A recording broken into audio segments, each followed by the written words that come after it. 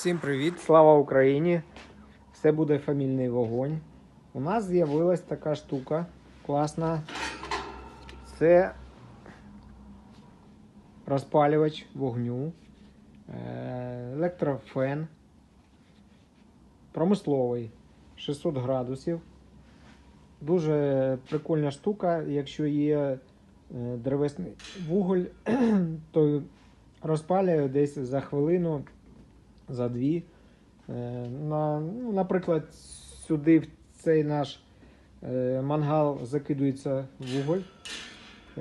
Включається штекер в розетку. Домовий цей шнур біля 3 метрів. Нажимається така кнопочка. Тримаємо і за хвилину вже